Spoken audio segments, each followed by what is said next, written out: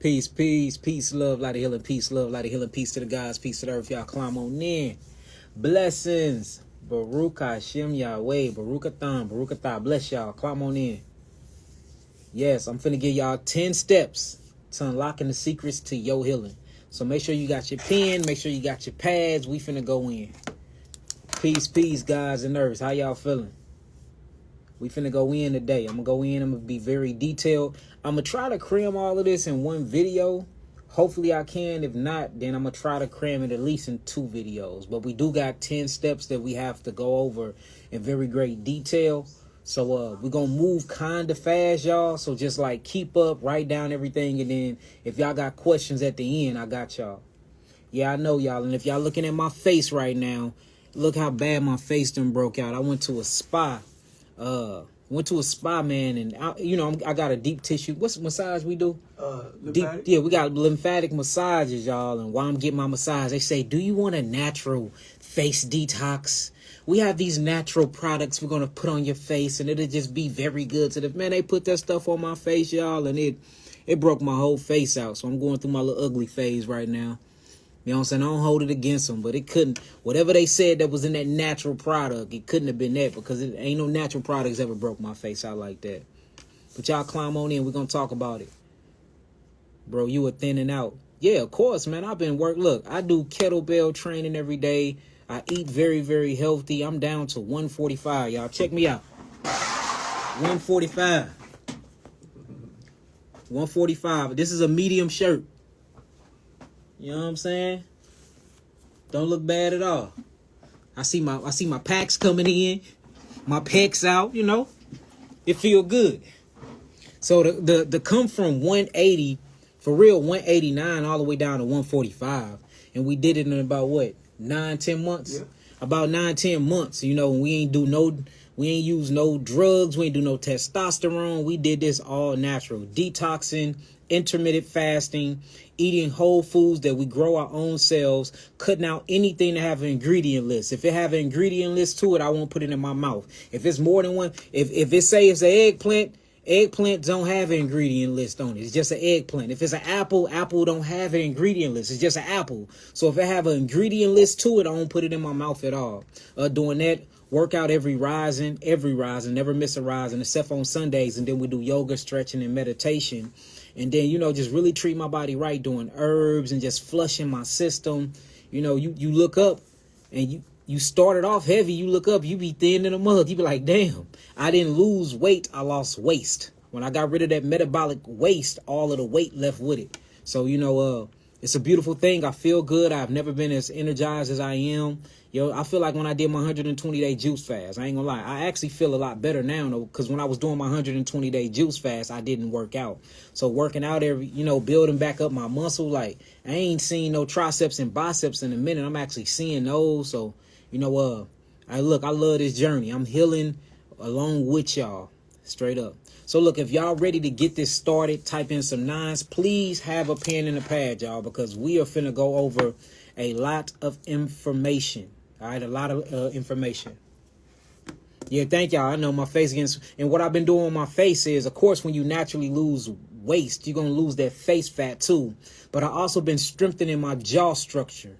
So, my face looking slimmer because I'm actually doing face exercises. So I do things like that. And then I chew on this ball to help strengthen my skeletal face structure too in my jawline. And notice my neck left with it. Because remember, I used to have them rolls on my neck, and my neck was a lot darker as well. So all of that stuff, it goes away when you detox and you work out and you love yourself. I was too busy loving y'all, and I just wasn't giving myself enough attention. I'm out healing the world while I'm dying, And once you start paying attention and loving yourself more, you start stepping back like, hold on, let me get me together. I can't be healing y'all, and I'm dying by healing y'all. Once I started really focusing on me, now I feel good mentally, spiritually, and emotionally. That's all in physically. All right, so what I want to talk about is I want to talk about 10 steps to unlocking secrets to healing. If you can apply these 10 steps or keep these 10 steps in mind, and you literally focus on these 10 steps every single day, you can turn your body around. Few announcements. I need 8 people. I'm going to pick 8 people. I'm going to give y'all the email to hit up, but we're going to pick 8 people, and these 8 people I just, and I'm not looking for because that sounds bad saying we looking for the sickest 8 people, don't it? How can we say that to make it sound more professional? We looking for, I want to pick 8 internally ill people to come to my facility, go through my natural therapies, go through my natural diet regimen, go through my natural way of taking our herbs, and go through the therapeutic packages we have. And we want to document all of them from point A to Z, from when they came in with their diagnosis all the way to their healing. And we want to put out a 8 episode, that's what would you call it? An 8 episode miniseries. An 8 episode mini docudrama series, y'all. That's what we want to do. So I want to pick 8 people that's internally ill, that think that they out of options, and I really want to show and prove that your body heals itself if you give it these 10 steps, and if you give it the right environmental condition. As long as you got breath in your body, you have a second chance. So before we end this video, I'm gonna make sure that I give y'all the actual email. Please hit that email up. It's gonna be about a 12-part series, but we already got the other people because they already healed and they went through their stuff, and we got all of it documented. We looking just for 8 more people to do that, and I think it's gonna be very good to just stick on YouTube and Facebook. We ain't even looking to put this stuff in high places. We just want to put it out there for y'all for free, to show y'all that this stuff really, really do work. All right, that's all. All right, so look, let's get to it. And another thing, if it's not a blue verified check on the side of my name, it's not me. A lot of people been getting scammed. A lot of people been getting going. I mean, they using AI now. If it's not from a blue verified check, it is not me. So if it ain't a verified page, it is not me. And now they using saying Alexander and all of this other stuff. Now, would you go get my wallet out of my coat? I just want to show them the name on my ID. I'll block everything else out.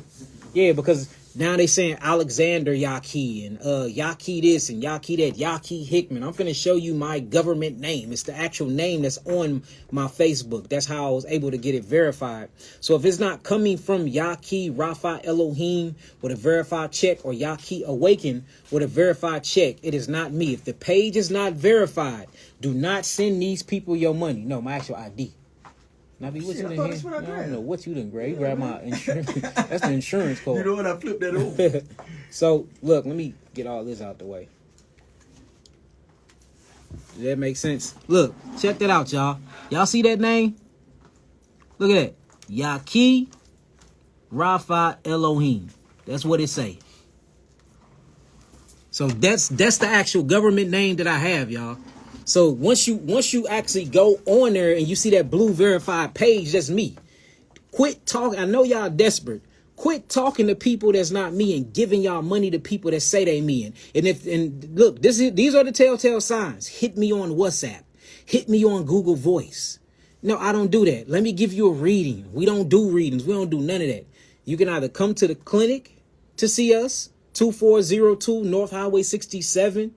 Lindbergh, or Florissant, Missouri 63033. We open on Monday, Tuesdays, and Wednesdays, and Thursdays. We close Friday, Saturdays, and Sundays. You can actually come see us, or you can go to the website www.yahkiawakened.com. Them are the only ways I'm taking money from you. If it's any other way, family, I promise you it's not me. So quit calling us, cussing us out, leaving us bad reviews on Google Review and on BBB, and it ain't even us. Half the stuff we be checking that y'all leaving bad reviews for ain't even us. These are people getting y'all for y'all money, and y'all never receiving y'all packages because you never ordered from me. And I say this all the time, but let's keep going. All right, so these steps, I'm gonna give y'all the first 10 steps. So the first ones we're going to talk about is this, y'all. And we're going on tour in January. After my lecture and certification class, January the 10th, the 11th, and the 12th, we going on a big tour, y'all. So all of it will be up at one time. Y'all be able to come see me. I know to get the certification and come here to get this 3-day event, and to basically, it's an investment. It's $1,500 plus with the commission is $1,700. But you leave with a certification. You leave knowing we doing all types of giveaways. You leave with therapies. You eating free food, and then you get me for 3 days and you get a 3-day lecture. I honestly think it's way cheaper than what I really wanted to charge. So to be honest with you, I just seen a Dale concert where they was charging $5,000 a ticket. A Dale concert, $5,000 a ticket. Y'all woofing and crying over $1,700 ticket to come learn how to heal yourself when it's almost sold out anyway. So priorities, family. But y'all be able to come see me for $150, y'all. All right, so if the $1,700 is too much for you to get your certification and be certified under Dr. Yahki, then what you can do is just come to one of the tours and pay $150, and you can buy some herbs and spend 4 to 6 hours with me, and I'll lecture on stage. That's how we'll do that. But it won't be so intimate as what we doing here, and you won't get a certification. That's all. That's the difference. But we're gonna put all them dates out very soon as well. So to the lesson, 10 steps or 10 secret steps to approaching healing and healing one's mind, body, spirit, and soul. The first thing that you need to be focused on is something called ingestion. Ingestion. So what I want y'all to do is I want all of y'all, 1,700 is crazy. That's crazy for you, but the 100 people that bought $1,700 tickets, it ain't crazy for them, But anyways, and look, the person that's on here saying all of that, it's funny how you watching me for free on here right now. And you probably watching me all the time for free. You probably never even spent the dollar with me. So all the free stuff that I give y'all, hey. So ingestion. I need all of y'all on here to type in ingestion. Ingestion. And we're going to go over what ingestion is. All right. So the first one is ingestion. All right. The second one is digestion. So after you ingest the environment and ingest the food, now you have to digest the food. All right. So write down digestion. The second one after ingestion and digestion will be absorption. You have to be able to absorb your nutrients, because if you can't absorb your nutrients, you can't utilize. See that? So we have 1, which is ingestion. We have 2, which is digestion. We have 3, which is absorption. And we're going to go over these things in very great detail. All right. We have 4, utilization. See that? So after you ingest the food, whether it be through smell, whether it be through the vagus nerve, whether it be to you touching your food, whether it be through any of the sensory senses, that's ingesting the food. Traditions, going through your family, smelling the food, connecting the food to something spiritual like religious folks do, connecting the food to holidays like paganistic people that serve holidays do. That's called ingestion. And you're going to see, if you can stop it at the ingestion part, which we're going to talk about, if you can control your nervous system, then all the other ones are going to automatically fall in line. So ingestion, digestion.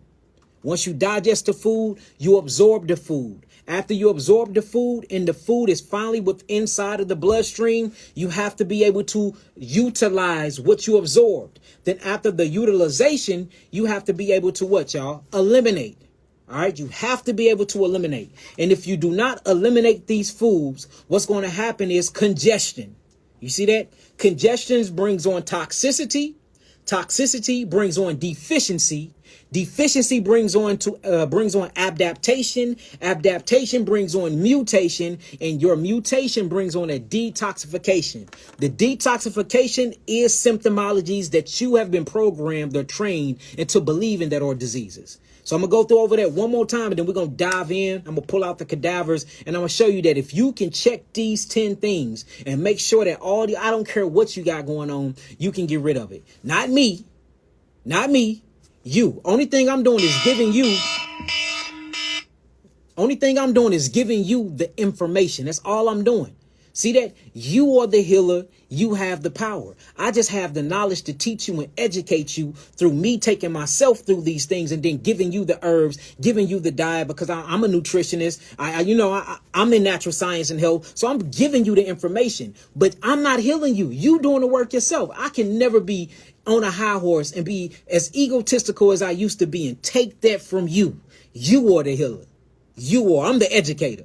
All right. So we're going to go over one more time, and then we're going to go one by one. So the first one is ingestion. And this is in my book, y'all. This is going to be in my book. Pre-sales of the book is going to be January the 11th. 111. January the 11th, my book on pre-sales. And then it's going to be beautiful, y'all. January the 11th, Healing the Illusion We Call Disease, subtitled The Bible of Health, will be available for pre-orders on January the 11th, y'all. And what I'm going over is a very, very deep chapter in my book. It's probably the bulk of it. Well, I think the bulk of the book is the lymphatic system, going over the great lymphatic system. Another bulk part of the book is called perspectives. That's a very, very big part. But the perspective is a part of the ingestion part. So ingestion, digestion, absorption, utilization, elimination, congestion. See that? Congestion brings on toxicity. Toxicity brings on deficiency. Deficiency brings on adaptation. Adaptation brings on what? Detoxification, and what you will call symptoms of disease. These are 10 steps. And this is literally how you get disease, or how you get rid of what you will call so-called disease. Because as you really read my book, everybody that touched that book and read that book gonna realize we have been bamboozled. There's no such thing. There is no such thing. Straight up. All right, so check this out. Let's do it. So the first part is ingestion. Now, when I want you to look at ingestion, I want you to think about things that you're ingesting in your environment. All right, things that you're ingesting. You're ingesting things through your sensory outputs, things through your nerves, sensory, what you would call sensory neurons. So basically, when you're hungry, it's usually some type of ingestion that brought on your onset of hunger. So say if you driving down the street and you use your smell sense and you smell some food, say it's some barbecue in the air. All right, now the first thing that you have to ask yourself, this is the whole purpose of perception and ingestion. Because if I walk outside right now and I smell chicken grease coming from KFC next door, I'm going to say, that stink is going to turn and upset my stomach. It's going to turn me off. But majority of the population, since they have been trained and programmed and they love to eat chicken, when they smell the actual flesh and the breading of that chicken frying in deep canola seed oils with linoleic acid in there that will kill you dead as a doorknob, your senses is going to ingest that, and it's going to send nerve impulses through your body, and then your stomach is going to growl. It's going to make you hungry. You're going to start producing, your salivary glands is going to start producing saliva, and you're going to be ready to eat. It's literally your digestive system is going to start priming itself to get ready for food. You're going to rub your belly and you're going to say, I want some chicken. I want to go eat. So the first thing you have to think about with ingestion, we're not talking about digestion. We're talking about what you do before you put it in your mouth. The choices and decisions you make before you put it in your mouth. And why did you choose those choices and decisions to put this particular type of food in your mouth? This come with tradition.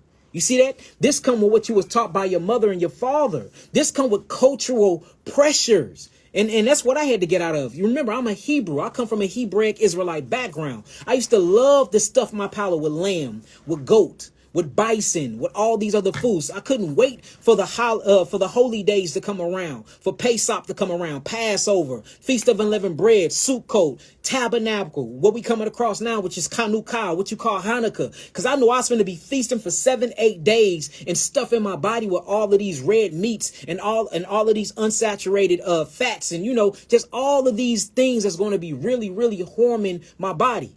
I can smell, back then, boy, you can be burning and putting some lamb on a grill 5 miles away. And my ingestion worked so good because I was so trained and so programmed to think that these foods were beneficial and that they helped me. I could smell it 5 blocks up. Who barbecuing? We need to pull up. But see, since I changed my cultural perception and I changed the way I look at my food and disease, now when I smell things like that, I automatically get an upset stomach, and instead of becoming hungry, it makes me want to fast. So the ingestion part actually works through the 12 cranial nerves throughout the actual cranium. The 12 cranial nerves. The vagus nerve, which is the 10th cranial nerve, is actually in control of your digestive system. That's why you can have vagus nerve damage, and you can go through something called paralysis of peristalsis, meaning that your digestive tract just stopped working, because what helps you move your food along and what helps you break down and digest your food with hydrochloric acid is these sensory neuron impulses that come from the actual vagus nerve. So your nervous system is the first thing that eats the food by ingesting the food. And your nervous system is primed by neurons, and these neurons are primed by dendrites, and these dendrites are basically melanin neurotransmitters that roam around inside of the nervous system, communicating with every cell in your body, telling you when to eat. And the only reason why you get hungry is because you're primed to get hungry at a certain time, because you've been programming your cells and programming the biological clocks in your body. If you've been eating at 7 a.m. when you get up every morning, wait about 6 months, you're going to be so programmed to eat like that. Soon as you get up, your stomach is going to growl. You're going to be hungry because your cells have memory, just like muscle cells have memory. That's why when you're working out, you can't do the same things day in, day out, because the muscles will start remembering the actual exercises you're doing, and then they won't grow because the muscle fibers won't tear down. So every 3 to 4 weeks, you got to switch it up and add, or you have to overload and add more weight for you can trick out the body because your body is so intelligent. Same thing with the nerves. You are training your body on what to eat, and you are training your body on what to do when you do things day in and day out. So ingestion, tradition. My grandma ate grits and eggs. My grandma ate ham bacon. So therefore she fed it to me. So when I get older, I'm going to feed it to my children. Then my children's going to feed it to their children. Now we are 40 generations in of eating breakfast, eating pig's butt. Right. That's what it is. Because bacon is a slash of a pig's butt because they use the most meaty part of the bacon with the most fats on it for it can sizzle up like that, right? You're going to eat some carbohydrates or mashed potatoes, and then you're going to mix it with some eggs or what you'll call lactose sugar acid, and this is your breakfast. You are literally breaking your fast with that, not because you like it, because you have been primed and because you have been trained to ingest that way. You've been trained to like it. And this is how you know this is true. If you get a newborn and you prime the newborn baby right, when the newborn baby start tasting and trypsin start being released and them 2 front teeth come in, now he's ready to taste the world. Put a chicken wing and an apple in front of that baby face. Tell me which one he's going to go to first if he haven't been seeing you eat chicken wings his first 6 months of living. If he didn't see you eat meat and you put that in front of him, automatically based off the colors of the apple, based off the shape of the apples, and based off the messengers and the melaneuron transmitters and the way he interacts and ingests with the apple, he's going to go for the fruit first because he's naturally a frugivore. Just how dogs know to put their penis in other dogs' vaginas. Ain't never had sex before in their life, ain't been trained, ain't took no sexual course, but that dog is able to go behind the other dog, sniff, smell them pheromones, and know exactly where to put its penis at. And it never been taught that. Same way as within you. You have these natural capabilities and these natural mechanisms inside of you, but you're so dumbed down and you so in a slumber and put to sleep from all of the sugars and all of the additives and all the preservatives and all of these different types of things that's been sprayed on your food and all of the chemical saturation and all the GMO that you are under a spell. So you don't have those unique natural abilities and instincts that God gave you no more until you detox and cleanse your body. So until you do that, guess what's going to be messed up? The ingestion, cultural pressures, what your mom and your daddy taught you. And then you start saying stuff like, well, my grandma ate pork for 45 years and she lived to be 110. Well, back then they had very, very, very strong genes. You, my guy, don't have them no more. Because her body was breaking down before she died and she had children. His body was breaking down before he died and then he had you. So you eating that same pork ain't going to be the same thing for great-great-grandmother. Great-great-grandmother come from slaves. They used to sweat, eat pork root salads all day. They was in the sun all day on cotton fields picking cotton. So they eating and they getting rid of this stuff. You're not doing none of that. You don't go to the sauna. You don't work out. You drinking. You going to the club. You smoking. You doing all types of stuff. Plus you eating pork. The odds for you is very, very slim, my guy.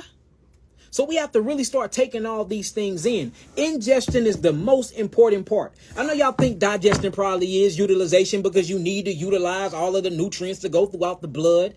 You know, elimination is one of the important ones. The 2 most important factors that I'm going to tell you about today is the first one we're speaking about, which is ingestion, and the last one we're going to talk about, which is elimination. If you can fix these 2 things, I don't care what you're going through in your life, we can get you well. We do this time in and time out every day, all day. Flat out. You have to fix the ingestion, the way that you look at your food. For instance, we eat with forks and silverware. Why? That messes with your ingestion process. For one, you're not feeding your food gut microbes. You're not feeding your food the bacteria that come from your skin. That's why in other ancient cultures and traditions, they eat with their food. In African cultures and all the Eastern cultures and traditions, they don't use silverware. Why am I putting something between my mouth and my food when I'm trying to build up a sensory connection to my food? For one, when you touch the food, it triggers your brains, your melanin neurotransmitters, and it tells them how much to eat. So if I eat 2 of these, I know that I only got about 4 more because my stomach is only as big as my fist. You don't get that measurement psychologically when you eat with a spoon and a fork. first thing. Second thing is when you actually touch your food, you rub your own gut microbes or your own bacteria that's on your skin on your food. So they already priming your food before you even put it in your mouth. The third thing is it gives you a connection and appreciation for the food. And notice these other cultures, they cook with natural herbs and spices. They don't cook with spices that says cumin powder, yeast extract addiction, glyphosate, all these other different words that you can't even read. If it's cumin powder, it's just cumin powder. If it's parsley powder, it's just parsley. They not cooking with parsley with yeast extract, dextrose additives in it.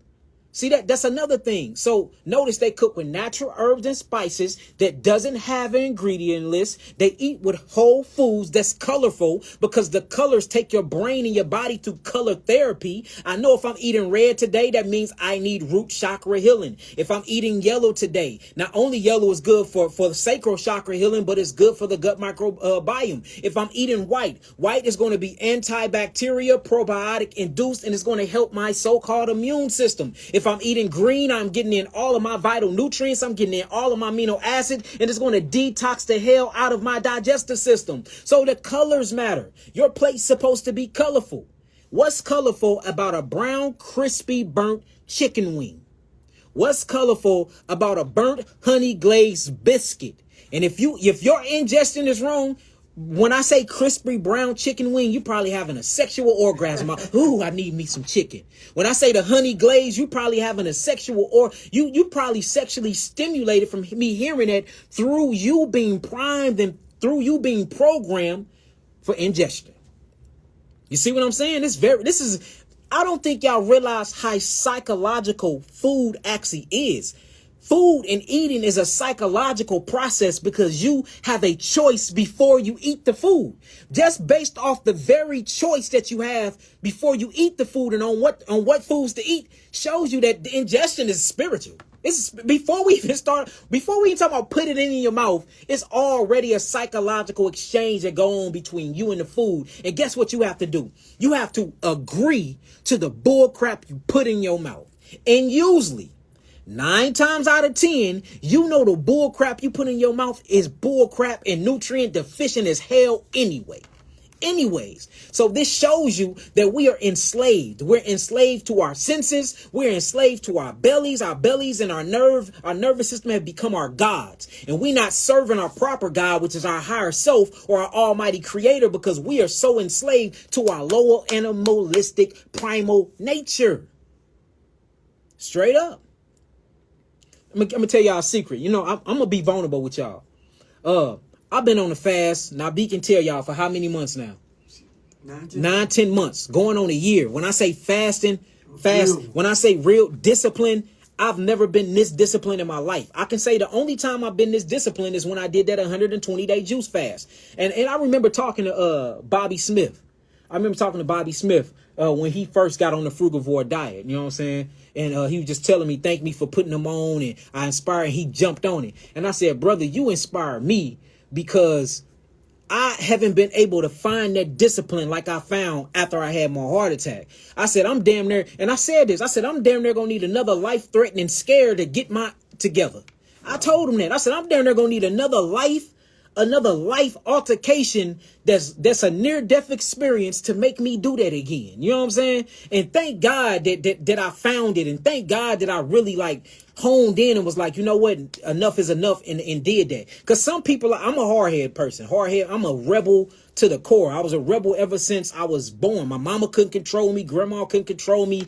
Nobody couldn't control me. I always did exactly what I wanted to do. I always had the warrior spirit. Would go out and fight 100 brothers. In the middle of the streets, just me by myself. I always had that spirit. But that spirit is not always good, especially not good when you're going against things that you know that is bad for you. So, you know, by the grace of God, I found that discipline again. And that discipline actually came. You know who really, really drove me and motivated me?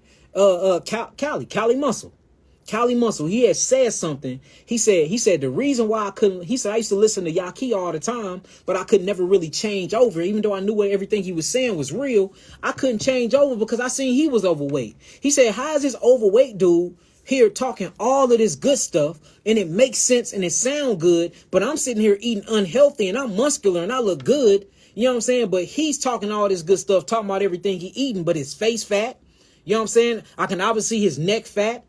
Like, and I really heard him say that. I said, damn, I am tarnishing the message by not looking like the message. I am tarnishing what I'm teaching the people by not looking like. And when I heard him say that, man, that's when I said, it's go time. It's go time. And it's not to show him. It's not to show y'all. It's just to show me. Seriously. So I had to fix my ingestion part. You know what I'm saying? I smelt me some vegan burgers. Boy, I'm coming. With the French fries now be extra sea salt. Yes, boy, sir. I'm coming, boy. On the way. We on the way. And look, we had it so bad. Now be tell them real quick. We travel. We would fly to Philadelphia. We'd fly to Houston. We'd fly to Miami. We'd fly anywhere we found the best meal. We go from state to state, city to city. A day, first class. Look, hey, look, I'm a millionaire. If it's some food I wanted and I thought about it, me not being Jay hopping on the flight that same day, we flying to eat. We're going to eat real good and we flying and we're going to shop, spend some bags and we coming back home. That's how much. When I say I was controlled, my ingestion was controlled by, I don't know. It might have been the damn parasites because when I was detoxing, I did see some worms leave. It might have been them asses. And when you think about them parasites, they can get inside of you and wrap themselves around your nervous system and they live throughout your sensory senses. So, you know, it might have been them parasites in me. Might have been a liver fluke or something because, man, when I say food, vegan food, I used to be on the phone just scrolling through vegan dishes. Oh, yeah, I'm finna, who make that? Now, find out who make that. We flying to them today. Find out who make that. We flying Philly. Well, look, we in Philly. We in New York. We in Miami. We everywhere just to eat food. And I remember one day, Nabi was like, man, you should just vlog. Why you just won't vlog it? He said, you everywhere eating at the best vegan restaurants ever. Why won't you blog this stuff? And look, this how I knew when I was faking it, right? I told him, I said, I don't want the people to know I'm eating this stuff. Mind you, it's vegan. It's vegan food. It ain't no crazy food like Beyond Burgers and all of that. Mind you, it's vegan. But I intuitively knew that it was unhealthy. And that's the reason why I was a fat vegan. That's the reason why I was overweight. That's the reason why. Because I was eating all of these fried foods, eating all this food that's cooked out. We don't know what oils they using. We don't know if this stuff really organic or not. You know what I'm saying? He like, why you won't vlog it, man? We can make a lot of money. You just vlog it, send people here. We can get points. You can holler at the restaurant, tell them you're going to send 100,000 people here. And I'm like, man, that sound good. But hey, if I tell them what I'm eating, though, they going to know that I'm bull crappy. Boy, that's why you have to look like your message, man. I'm telling you. Look, if you get a message and the messenger don't look like the message, something is wrong, family. And I'm telling y'all that. So the first one is ingestion. Ain't that crazy? A fat vegan. How can you be a fat vegan? And that's why I don't even claim the vegan movement no more, period. I'm a plant-based eater and my food don't have an ingredient list. That's my new slogan. My food don't have an ingredient list. I grow my own food. Last time I checked, when you pluck a tomato straight from the vine, it's just a tomato. It don't have these words next to it, none of that. When you pluck an apple from my Granny Smith apple tree, it just say apple, don't it? It's just an apple. It don't have no words on it. If it come with words on it, I do not want to put it in my body because this is the temple of God and God dwell here. And I ain't trying to disrespect the higher power or my higher self. Flat out. All right. So the first thing is we have to check the culture. We have to check the mindset and we have to check the programming and who taught us what food is. All right. Now, as we go throughout the body and as I'm finna show you, say if, because a lot of people say we have been given a car without an owner's manual. And I talk about this in my book, but I talk about it in a different perspective as we have been given a car and our car do have an owner's manual. The owner's manual is nature. And if you can just go into nature and you can study physiology and if you can study biology and if you can study anatomy, then you will understand the actual manual book is already in you and it show you how to use this car. You see that? It'll show you how, but you have to study who you are, family. So no, it don't come with a glove box where you can pull out the glove box. Now it do. You know what I'm saying? Healing the Illusion we call Disease, Bible of Health. That book is the owner's manual now, flat out. One of the best in the world. But, before this book drop, I'm finna show you how to just go through your body and see what you supposed to be eating. All right. So we covered ingestion. Now we have to talk about digestion. All right, so in order for us to talk about digestion, I'm finna lift up the phone and we're going to go through this whole system. Could you bag this up just a little bit for me? Okay. Just a little bit. I'll tell you when it's good. All right. Just bag it up a little bit. That's cool right there. All right, so what we finna go over now is we finna go over digestion. Now, remember ingestion. Ingestion is with the eyes. All right, there's always those 5 senses. Ingestion is with the nose. You smell the food. You either see the food. Sometimes you taste the food. Tasting food is not digesting. It's just tasting. You getting your tongue buds, your taste buds, familiar with the food before you, or people hearing. You hearing people talk about food. This make you hungry. Another thing is you touching the food. These are you using your senses, and based off of the information that you gather from using your sensory neurons, now that's the ingestion part. And using what you have been taught about food, now you want to digest the food. Now it's time to eat. All right. Now, as we go through this digestive process, which we finna go through very, very detailed, it's going to show you what you're supposed to be eating. So you do have a owner's manual on how to keep this vehicle sustained and on how to keep this vehicle maintenance. But you have to learn the organs and you have to learn the anatomy and the physiology of the body to understand how everything works. So the first thing is going to always be the mouth. All right. Now, the reason why I say the mouth is this shows you that your ingestion is wrong. If you look at the ingestion and then you think about eating meat, particularly with so-called African Americans, it's wrong, because if you look at your teeth, on the average, your teeth is nanometers on the average. Your teeth, and you can Google this. Matter of fact, Nabi, would you Google that? African Americans' teeth are nanometers smaller on average than Caucasians. Let's start Googling stuff. That way y'all can see this. And y'all can look up all the scholarly articles on everything I say. I'm not lying to y'all. So on the average, when you look at so-called African Americans and some other melanin people, because there's certain melanin people in Africa that got teeth for meat. Like I don't want to call them Eskimos. What's another word to call them without being disrespectful? Yeah, they don't like Eskimo. Native Indian. Yes. Yeah, when you look at the darker complexion Eskimos, they are made to eat, like their whole physiology is made for eating marine life. It is. You know what I'm saying? Same thing when you look at Caucasians. They can eat certain proteins and meats and stuff like that. And it won't have a harmful effect on them. But if they eat too much and their elimination back up because they not movement or getting movement in, notice they got to come over to our side and come over to our diet and use our herbs to heal. So, everybody got to come to us. But I notice and I hate calling them Eskimos, but with the Eskimos, when they get sick, guess what they do?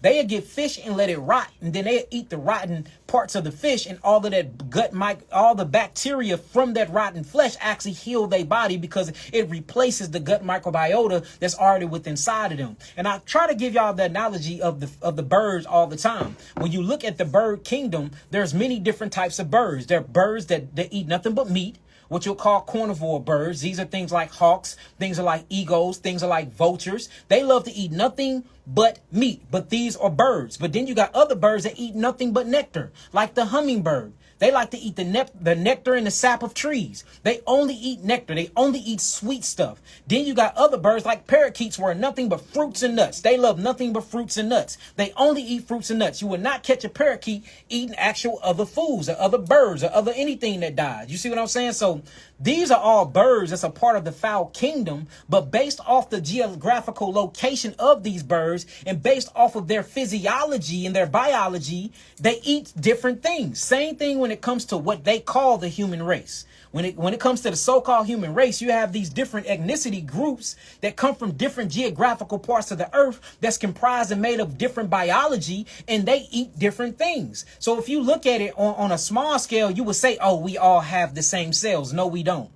No, we don't. We all have the same microbiota. No, we don't. We all have the same gut micro profile. No, we don't. We all have the same size teeth. No, we don't. We all have the same mineral density. No, we don't. We don't. If you look this up, when you look at so-called African Americans, our teeth are smaller in nanometers than any other group on earth.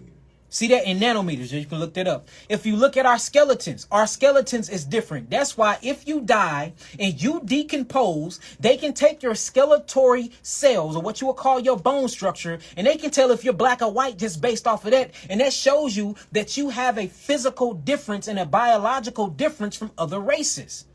See that? Same thing with your bone mineral density.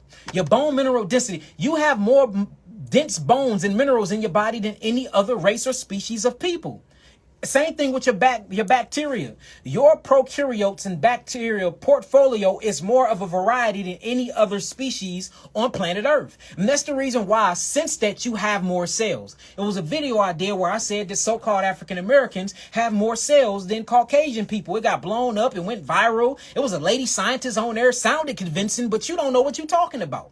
We do have more cells, and the reason why we require more cells because we have more minerals, we have more carboxylic acid than amino acids. Y'all are more nitrogen based. We are children that eat the sun. Y'all deal with the sun. There's a difference. Not being racist, but there's a biological difference. And since there's a biological difference, that means that our medicine source is going to be different, and that means that our food source is going to be different. Same thing or the same way as it is in nature. As it is in nature. That's why you will see a grizzly bear eat a fish. You see a grizzly bear eat marine life. Sometimes they eat out of a tree. They eat everything. You will see a lion eat nothing but meat. Nothing but meat. Every now and then he'll eat a little grass. You see that? You will see gorillas in the high plains eat nothing but fruits. In the low plains eat nothing but fruits. You see gorillas in the high plains eat bamboo shoots and eat a bunch of grass. And sometimes they eat bugs. You will see a mountain lion eat nothing but what? Fish and things like that. Sometimes if it can catch it a gazelle, to catch it a mountain goat, it will. Sometimes they don't even bother it. They rather go to the fish. But if you see a lion in the jungle, it's eating what? Zebras and everything else. So based off your physiology and based off of where you from, that's how you adapt. You would never catch a mountain lion that's due to the colds and high altitude in the jungle like a regular jungle lion, because it would die because it will actually get too hot. It'll get too hot.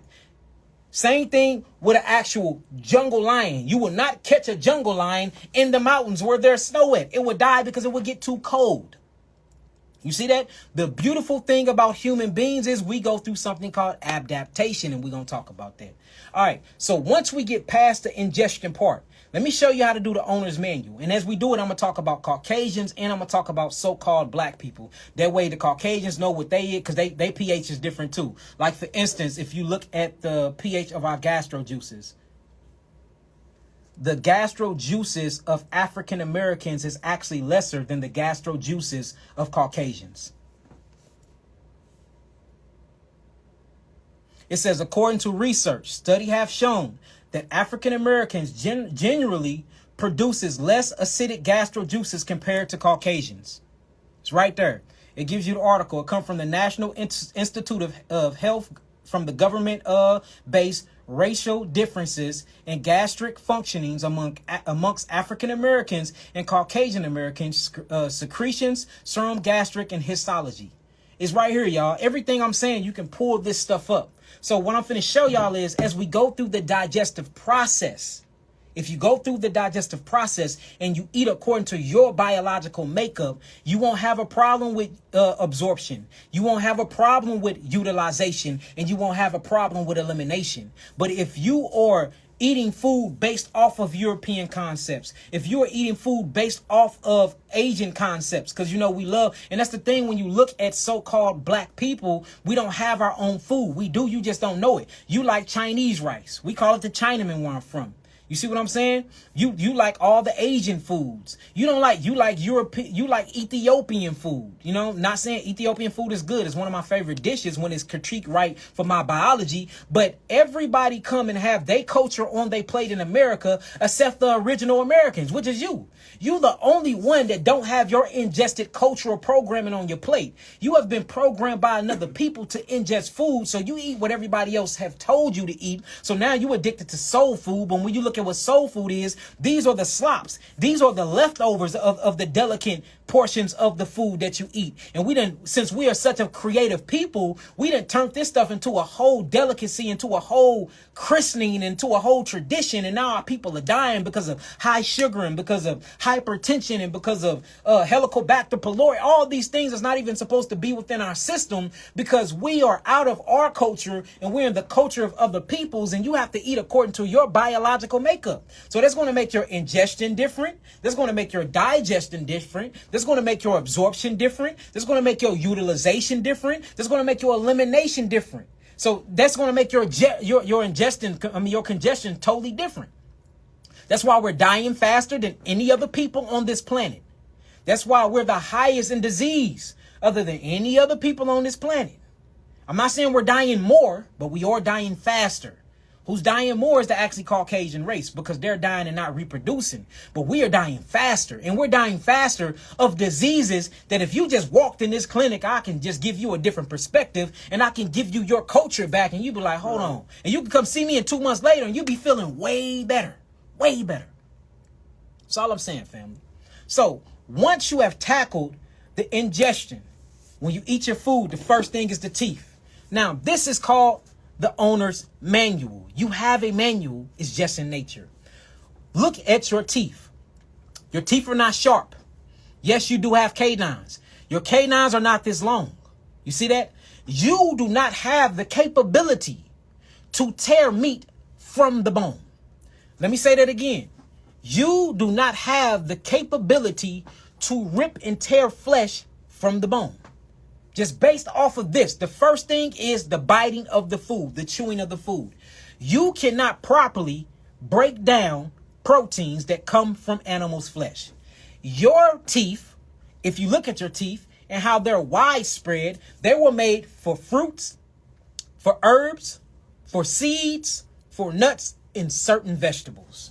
And I know you hate that, but that is the honest to God truth. But if you look at other people's food throughout evolution, their teeth are sharper and their teeth are larger. Okay, so some scientific brother gonna get on here and say, well, it's only by nanometers. When you think about nanometers amongst millions of people, nanometers become damn inches at that point. When you say nanometers and we talking about 5 people, that's unnoticeable. But when you talk about nanometers and then we start comparing nanometers to millions of people, that nanometers is much bigger, y'all, on a broader scale.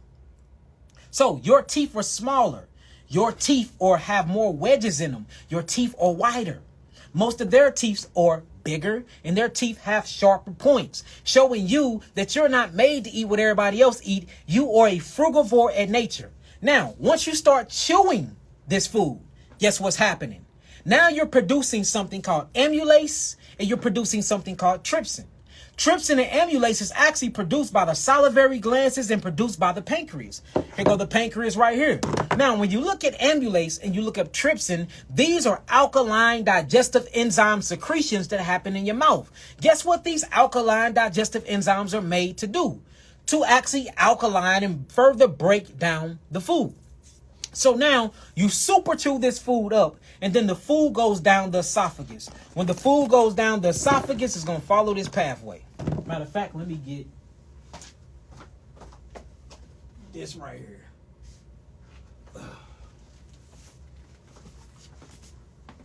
So you ingest it through the senses.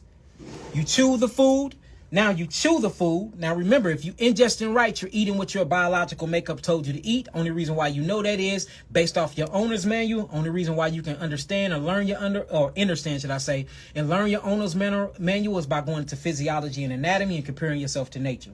So then you eat these foods. When you eat these foods, your tongue tastes these. The more your tongue tastes these particles is in your food, you secrete more of these secretions called amylase and trypsin. Now amylase and trypsin starts wrapping the food, and now you're ready to swallow if you super chewing them right. So now it's swallowing, you going down the esophagus. Once you go down the esophagus, you're going to pass something called the cardiac sphincter. The cardiac sphincter is right here. That's this little door that separates from the stomach. The moment it gets to the stomach, it's going to start mixing. It mixes with mucus and then pepsin. Pepsin is another digestive enzyme. It kind of reminds me of lysosome because it's going to help really break down the food. And then something called hydrochloric acid is actually secreted. Now, when you look at the hydrochloric acid in humans, all right, it literally ranges between 1.5 and 3.5. All right, now, when we talk about 1.5, we're talking about Caucasians. When we talk about closer to 3.5, we're talking about you, so-called black man and black woman. So 1.5 is definitely enough to break through protein. Now, is it going to leave a sticky substance behind through the breaking down of that protein? Yes, it is. But since you are higher and you're closer to 3.5, you do not have the stomach acid to truly break down meat. Yes, you can break your meat apart, but you can't break your meat down. So you never really get rid of these proteins. And that's the reason why colon cancer is the highest amongst who? So-called African Americans, because you are messing up your digestive process. Helicobacter pylori or H. pylori is the highest in who? So-called African Americans. Intestinal cancer is highest in who? So-called African Americans. Why? Because you are eating the wrong food, because you have the wrong owner's manual, because somebody taught you how to ingest your food that is not you. These are the facts, y'all. Think I'm playing? Look it up.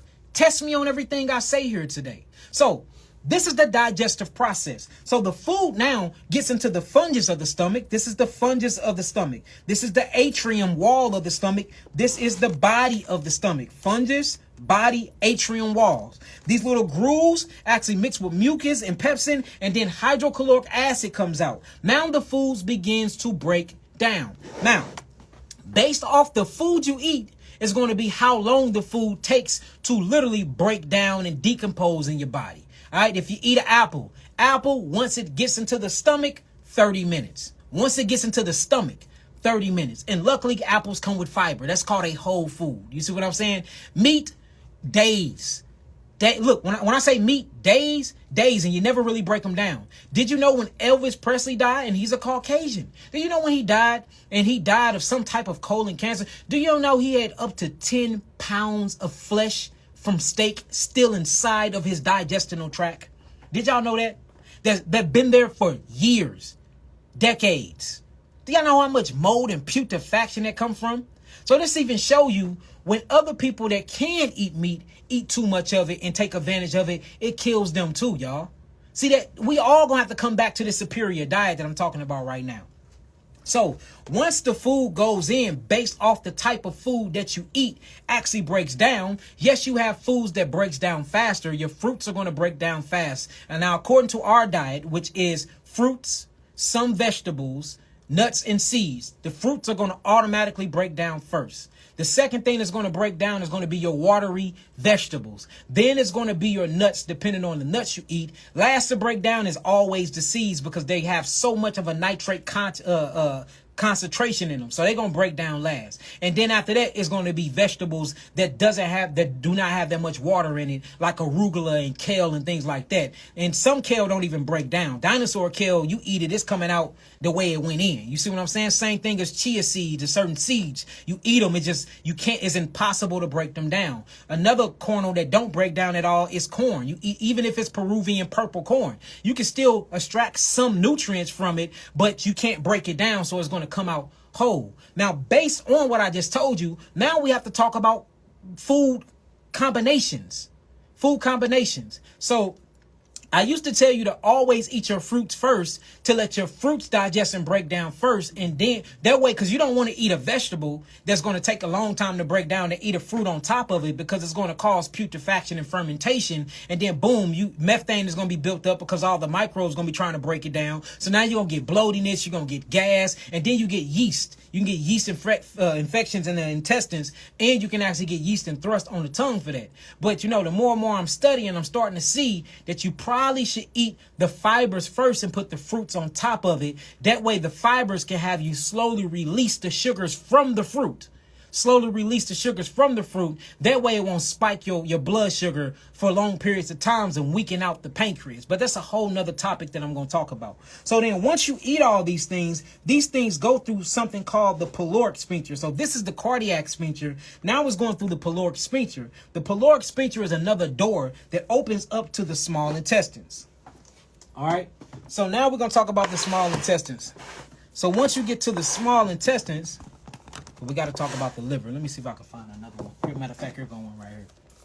So this is the small intestines. So it's in the stomach. It spends its time in the stomach or the oven because the food is breaking down here. Then it passes through the pyloric sphincter. Once it goes into the pyloric sphincter, what happens is this pancreas releases a pancreas enzyme. This pancreas enzyme is called sodium bicarbonate, or what you would call baking soda. This is a natural enzyme because the food was so heated in the acids that it's very acidic coming through the pyloric sphincter. So since it's coming through the pyloric sphincter, we don't want it to change the pH of the blood. So the pancreas secretes an enzymatic reaction called sodium bicarbonate to neutralize and buffer out the acids. So now once the pancreas, and this showing y'all on the way what needs to be working. So automatically you need to make sure that your stomach pH is 3.5 or lower. And a lot of us have a bunch of so-called diseases because our pH is too high. Our pH is too close to the alkaline. Your pH of your stomach needs to be very, very acidic because you have to be able to digest and break down your food. Remember, we're going over the digestive part. So you have to be able to digest and break down your food. A lot of us having a bunch of issues that we're having because our stomach acid is too alkaline when it needs to be very acidic. The more acidic your stomach acid can be, the better, because now you can truly digest and break down your food and get all the phytochemistry and all the phytonutrients from the food that you're digesting. The second thing is you have to make sure that your muscles and the nerves inside of your stomach work for it can release and push. It's called peristalsis. Actually push that food to what you would call the duodenum or this 9-inch intestinal tract. The third thing is you have to make sure what works. The pancreas. Because if the pancreas is not working, the pancreas is not going to give you insulin to actually be a key mechanism to unlock the cells, to allow glucose to get into the cells. You won't be getting sodium bicarbonate. Sodium bicarbonate actually cool off the food that just came from the oven. So now you can't even alkaline your food before it goes into the bloodstream. You see that? So the reason why digestion is so important, because it comes with so many factors. What about eating your food? Say you don't have any teeth in your mouth because you didn't take care of your teeth. You sure gonna have a chewing problem. And if you can't chew your food efficiently enough, then what's gonna happen? You're gonna be swallowing chunks of food. Since you swallowing chunks of food, this is gonna automatically higher your stomach pH because it can't break down these chunks. That's the whole reason why you have to slowly chew your food and ingestion come in here. Because if you're eating with your hands and not with a fork and spoon, then you know to only take small pieces. See that? Small pieces. Because you're using 3 fingers. You're using your food like this. That's a small piece. And then you can chew that up as slow as possible. Slow as possible. Now you only got a little bit going on at a time. That way when you're fully full now, all the hydrochloric acid can you really break down your food. See that? That's the ingest. All of it works together, y'all. Ingestion, digestion, absorption, utilization, elimination, congestion. You see that? Congestion equals toxicity. Toxicity brings on deficiency. Deficiency brings on adaptation. Adaptation brings on mutation. Mutation brings on detoxification, which is what we've been programmed to ingest to believe that is disease when it's not. All right? Yeah, we having church here today now, B. This is real church. All right, so now all of the digestive enzymes need to work. So the pancreas need to work. Now, once the pancreas need to work, depending on what you're eating, say if you eat things like an avocado, got a bunch of fatty acids in it. Say if you eat things like olives, which is a bunch of fatty acids in it. You know, monosaturated fats, which is very, very good for the system. This is going to go a different way. So you're going to need the liver, because the liver is going to produce something called bile. Bile actually creates itself in the liver, and then it goes into what you would call the gallbladder. The gallbladder holds on to bile and further creates bile salts. And what happens is the liver starts dumping bile into the small intestines. And that's why if you look on the duodenum, and this is why the duodenum is so important, which is this 9-inch intestinal space right here that's connected right to the stomach. The duodenum is connected to the pancreas for insulin to go into the bloodstream, for sodium bicarbonate to go into the bloodstream, for pancreatic enzymes to go into the bloodstream. And then you see a little bitty sliver of the actual gallbladder. See that stuck inside there as well. And all this is into the duodenum, because if you eat fats, then what happens is bile have to release into the small intestines, because the only thing that can break down fats in your system is bile from the actual gallbladder that was created by the what? The liver. And that's the reason why me personally, I will never in my life have anybody remove my gallbladder. Because now how are you going to break down your fats when other than sugars, which is glucose and fructose, fats is the most nutritional and essential nutrients you need. You have fatty acids, carbohydrates, proteins, or what you would call carboxylic acids in our world. You see that? And minerals. And electrolytes play a whole thing. So if I was able to put mine in order, I want y'all to put this on here for me. If I wanted to put mine in order, firstly, of what I've been learning now, I would say if you're in hotter climates, you definitely need carbohydrates first. Without carbohydrates, you have no muscles. Without carbohydrates, you have no muscles. All carbohydrates mean is you have a carbon ring in the middle, and then you have a hydrogen. You have a hydrogen with 2 oxygens at the end of it. That's a carbohydrated strand. And in order for you to build muscle, Google right now how much carbohydrates the muscles are built up. You can't even build muscle without carbohydrates. Y'all keep claiming this protein thing. Carbohydrates build muscle. And it's really carbohydrates and not protein that build muscle. I mean, these are scientific facts, y'all. You need a carbohydrated bond to build muscle. And what build muscles are full of water. That's why when they hard, but you can see them, it's kind of squishy because it's water that's really building up. That's attaching to that carboxylic strand. These are facts. So the first essential nutrients is automatically going to be carbohydrates. And the reason why is because carbohydrates is mixed with carbon, which is what you made of because you're a carbon copy vehicle. You're made of melanin, and then you're made of water, H3O2 and H3O and H2O, which is water. So your 2 essential things that you need for basic survival is in your fruits, which is a carbohydrate. See how simple that is? Because it comes with a it comes with a hydrogenated carbon. If you think about it, go ahead and read that. To effectively build muscle, most experts recommended consuming around 8 to 10 grams of carbohydrates per kilogram of body weight per day, with the higher end being suitable for individuals with high training volume. This provides... So the more you train, or the more you strength train, yes, you need more carbohydrates. Yes. Not protein. Right. Because carbohydrates is really what builds muscle fiber and tissue breakdown and regenerate those muscle fibers and tissue build up. And it provides the necessary energy to fuel your intense workout and support muscle recovery. I'm just saying, but you know, y'all on the protein kick. We need protein. Man, that is the biggest crock ever. You need simple amino acid structures, simple carboxylic acid structures from your food. So my essential nutrients will be carbohydrates. And I'm not talking about complex carbohydrates, and I'm damn sure ain't not talking about refined carbohydrates. I'm not talking about a biscuit. That's a refined carbohydrates.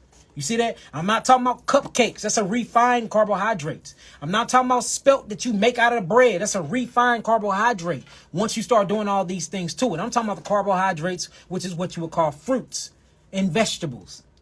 Then you get your proteins, or what you call amino acids, from your nuts, from your dark leafy green vegetables, and from your seeds. You do not need to eat the meat. The meat is what's killing you, black man, black woman. I know you hate to hear it because you have been programmed to ingest that way.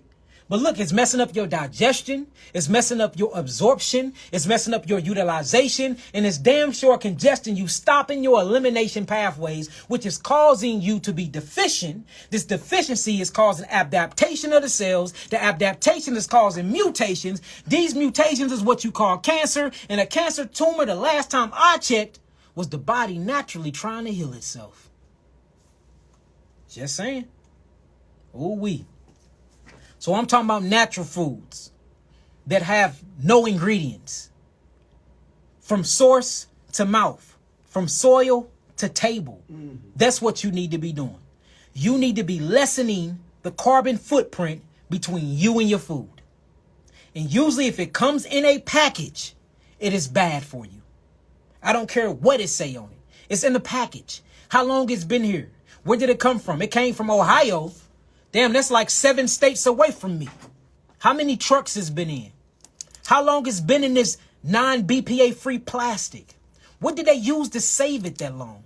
If I get it at home and I sit it out 3 days and it molds and spoils, did you have it in the freezer? Did you freeze my produce and lie on the labels? Is this really organic? Or you using the actual escapes through this organic labeling law to play tricks on my mind? Or you screwing with my ingestion factors? Or you playing tricks on my melanin neurotransmitters? See that? And this is why children from kindergarten all the way to high school need to learn not only permaculture, but agriculture. Yes. That should be a part of the classroom, because we are dying because we're not growing our own food. And the more and more people grow their own food, you automatically fix the soil. So I don't want to hear the soils are depleted from minerals. Like, you know how witches is, the witches, the witches, the wicked. That's all I'll be hearing. The soils are depleted from minerals. There's no minerals in the soil. Sounding like the wicked witch of the West. If we all came together collectively and started actually cultivating our lands again, taking off our shoes and grounding ourselves, bringing more electrons up from that core. I ain't gonna say Earth got a core. Let me not say that, because y'all gonna get me. But bringing electrons up from the tectonic plates of the Earth, making sure that we giving back to Earth what we harvest and pulled from it, you will fix the electrolyte and mineral imbalance in the Earth and start pooping back in the grass. See, look, when we start building toilets, it messed us up. We start building urinals, it messed us up. We used to urinate our nitrins and our ammonia, our nitrates and our ammonia back to the Earth. We used to poop out our carbon back to the Earth. We used to give all of this stuff from ash to dust to dust. It was a cyclic recycling going on. You know what I'm saying? Earth feed us, we feed Earth. Earth feed us, we feed Earth. Now they mining our poop. That's the reason why you have a sewage bill. You are paying these people to mine your poop. They're extracting all types of gold, melanin, and all types of stuff from your poop, from your turds. Yes, they are mining your poop, and you pay a sewage bill for them to do so. Well, ain't nobody talking about that. Just saying. Anyways, so you have to fix that. Now, the reason why I'm talking about the gallbladder is because the gallbladder works only because the liver. So I wouldn't let nobody take my gallbladder, because I need that to break down my fats. What happened if I'm having a gallbladder attack, Dr. Yahki, and I'm full of gallstones? Break them down naturally.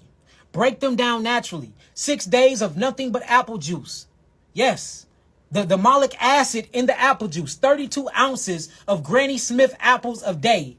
32 ounces of Granny Smith apple juices a day will actually soften up the gallstones. Then on the 6th day, make sure that you drink a cup of grapefruit juice. If you're not on hypertension medication, and if you are, then we need to heal them kidneys and those adrenals. On the 6th day, drink a cup of grapefruit juice with a half a cup of organic pressed olive oil. Boom. Then what you're going to do is you're going to take some magnesium citrate. Two cups of it. Fill it up. And guess what? You're going to be pooping. And when you go and you look in that toilet, guess what you're going to find? Dissolved gallstones. How many times I done did that cleanse within the last 9 months? Right. We do them every 4 weeks. Every 4 weeks. There it should look.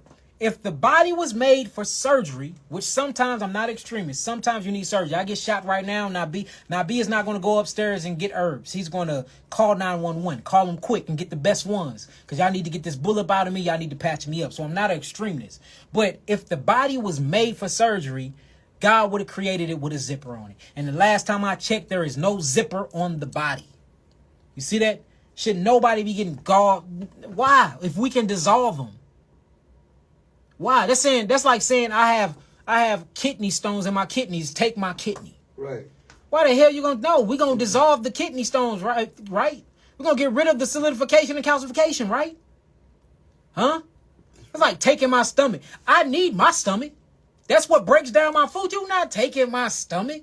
That breaks down my food. Why would I let you take some of my intestines out?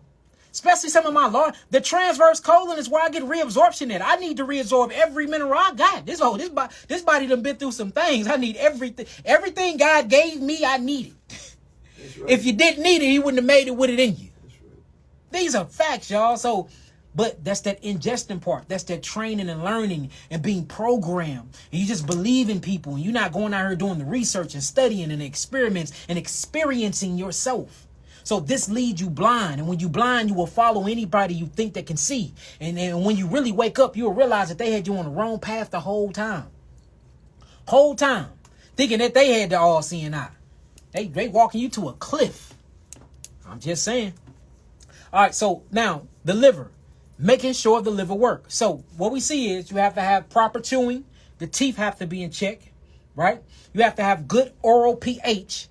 because oral pH plays a role in how you produce trypsin and amylase, which is these alkaline salivaries that help break down your food while it's in your mouth. So bad pH, yeast in the mouth, bad. Caries growing on your teeth, caries or cavities growing on your teeth, bad. Streptococcus rolling around your mouth, having a field day between your gums, bad. Gingivitis, bad. They've been finding streptococcus and all these other caries, or what you would call bacteria. They find them in hearts. When people getting heart transplants or people dying, they doing autopsies, they finding bacteria that's supposed to be in the mouth and other organs inside of the body. How is that possible if meridian pathways don't exist? Well, it must have traveled through the blood. No, you have meridian pathways connected to each and every individual teeth that's connected to each and every individual organ in your body. What else explains you dying of a heart attack or heart failure because you had number 32 tooth was decayed for 5 years and you never went to the dentist to get it pulled, a biological dentist at that, to never get it pulled. And then it's infection and spread it down to your heart. And then you remove these teeth and then your heart get better. You remove these teeth and then liver cancer go away. You start doing something about your mouth and fixing your mouth hygiene, and you're healing organs internally that you never thought was associated with the teeth in your mouth. Tell me the body ain't interconnected. Tell me that this all ain't holistic healing. But you know, meridian pathways is spookism. That's Buddhist monk stuff. That's too spiritual. It's not scientific enough. But we seeing spiritual things happen every day when it comes to the physiology and the human anatomy of the body, though. That's all I'm saying. So have to fix your oral hygiene, because that's the only way you can truly start digesting your food the proper way. You have to make sure that your thyroid is working properly, because your thyroid is in control of your metabolic process. That's what's going to actually speed up your metabolism. And your metabolism clock on how long this food stays inside the stomach is all guaranteed by the thyroid. The calcium matrix, where the bone actually pulls from calcitonin and pull actual calcium from the bones to neutralize and buffer out your food even more. That's by the parathyroid gland. That's on the back of the thyroid. You see that? There's a reason why these glands are in the order that they're in. Because all of these glands work to do something different while the food enters your mouth all the way until it enters the anus and out of your butt. That's what look, the Creator was so intentional with creating us. The Creator was so magnificent with creating us. That's why every organ is proportioned in a different way. It's not there on an accident, it's there on purpose. That's why every lymph node is in a certain place on purpose to cool down one of these major systems. Every major organ have its own lymph node. The heart have the thymus gland, which is one of the biggest lymph nodes. The stomach have the cisterna cardia, which is one of the biggest lymph nodes. The inguinal node protects the gonads and protects the ovaries, which is one of the biggest lymph nodes. The Peyer's patches protected the small intestines. Anything. You even have something called the lymph node thyroid. Google thyroid lymph node. Every essential gland in every essential organ have its own washer machine. Ain't that crazy? You can't tell me the Creator ain't good. You can't tell me the Creator ain't good. Every organ and gland in your body have its own elimination pathways. And remember, the last part of this is the elimination. What is that? Lymph nodes in the neck are closely related to the thyroid gland and play a critical role in the detection and treatment of thyroid conditions. So if you have a thyroid condition like Hashimoto's disease, like Graves' disease, like hyperthyroidism or hypothyroidism, you are congested. The reason why you're congested is because of what? Your elimination pathways is messed up. Why is your elimination pathways messed up? Because you wasn't utilizing properly. Why you can't utilize properly? Because you didn't absorb right. Hold on, let me see. Why didn't you absorb right? Because you can't digest. And why you can't digest the food? Because your ingestion, you've been played and tricked to eating the wrong foods. So when you fix ingestion, you automatically fix what? Digestion. When you fix digestion, you automatically fix what? Absorption. When you correct absorption, now your adrenal glands can help utilize your nutrients. Now that utilization happening, you're opening up elimination pathways. When you open up elimination pathways, you get rid of metabolic waste and you keep a balance of homeostasis. But if you mess with any of these 4 to 5 systems I just talked about, this brings on congestion. Congestion is going to bring on what? Toxicity. Toxicity brings on deficiency. Deficiency brings on adaptation, because now the cells have to go back to their primal state. Oh, hell no. I'm deficient in oxygen. I'm deficient in sugars. I'm deficient in all. Let me build up more acid. I'm going back to a prokaryote stage before the oxygen event even happened, which was about 45 billion years ago. Let me start fermenting. Fermentation brings on what? Mutation. Mutation brings on what? Detoxification symptoms, or what you call disease. The body attempt to detoxify is what you have believed to be disease the whole time, but it is actually your body's natural healing mechanism doing everything in its power to survive, because that is the basic structure and functioning of a cell, is to thrive, replicate, and survive. And it cannot do all 3 at the same time. It's to thrive, replicate, and survive. Let me say it again. It can't do all 3 at the same time. Either a cell is thriving or it's replicating. It's thriving means it's in the homeostasis. It's cool right now. It replicates to pass down its genetic material, to keep things going in this evolutionary pool of what we call reality. It survives when it's threatened. You are in survival mode, and that's why you sick thinking you got disease. But the survival mechanism kicks on a detoxification symptom. The detoxification symptom is what we've been called disease. Oh, the body has a tumor. Oh, a trash bag that's holding trash. Oh, the body has a cough. Oh, you are getting rid of mucus that's built up in the bronchial tubes. Oh, the body have a sneeze. Achoo. Oh, you're getting rid of bacteria and bad particles in the air, and to keep it from reaching inside of your sphenoid and your maxillary cavities. Oh, the body have a fever. Oh, you're not only heating up the blood and getting rid of bad bacteria, but you also increasing circulations, for you can bring goodies to the spots that need to be built up. Oh, the body is inflamed. Oh, that's the localization of targeted cells that the immune system, innate immune system, or what we're going to call the lymphatic defense system, need to send macrophages to, need to send eosinophils, basophils, neutrophils to actually eradicate the situation.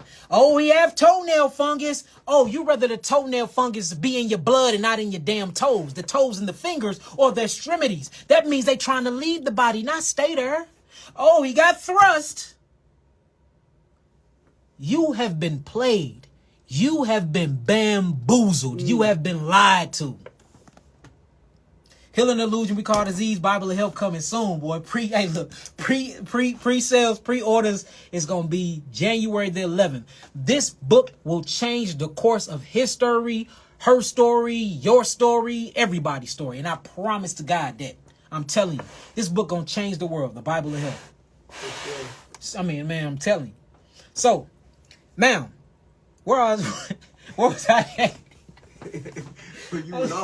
I lost my train of thought. All right, so now we're talking about the liver. So once the liver do something about it, now inside of what you would call the duodenum, you have these grooves. These grooves are called villi. Now, deeper in these villi, you have something called microvilli. And these are like little finger projectiles that wave around inside of the duodenum. And beneath that, you have millions and millions of bacteria. Yes, Candida albicans, Biobifidum bacteria, Lactobacillus bacteria.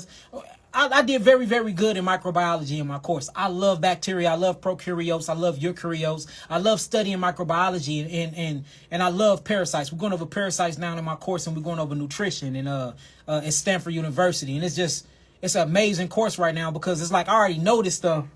But to see it from a different angle, I'm like, wow, like, man, like I've been, you know what I'm saying, RB? Yeah. I've been knowing this stuff. Been knowing this stuff. But it's super, super dope to see this. So Once you get inside the duodenum, which is not this 9-inch intestinal tract, and you're going to see villi.